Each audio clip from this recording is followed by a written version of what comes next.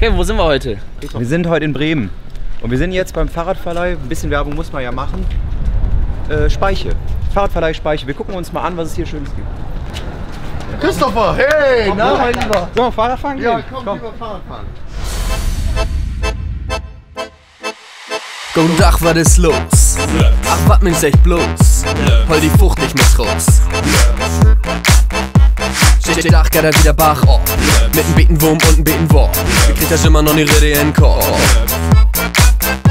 Wann ich will Erfolg, mir bin ich Insatz. 500.000 Fans, Batz. Du sagst Beef, wie sech Knarz. Die hat überhaupt nichts zu sagen.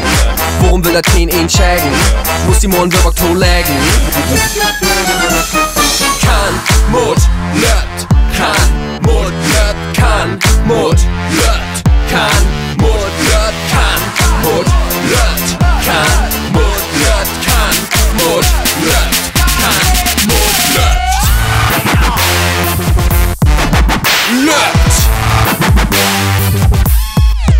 Lött.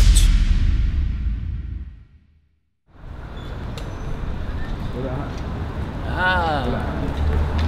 So. Und jetzt brauchen wir noch was für unsere Souvenirbox. Ich habe hier was total Verrücktes gefunden. Hier gibt es Blumentöpfe fürs Fahrrad oder für einen Kinderwagen, was weiß ich. Sieht zwar nicht so aus, ist aber so. Ich habe hier nämlich was mitgebracht, das ist eine Pflanze. Und die kann man dann hier so schön einpflanzen. Gut, ist vielleicht ein bisschen grüner. Wir nehmen das Ganze in Gelb. Neutral. Für Jungs und Girls. Brauchen wir nur noch ein paar Samen.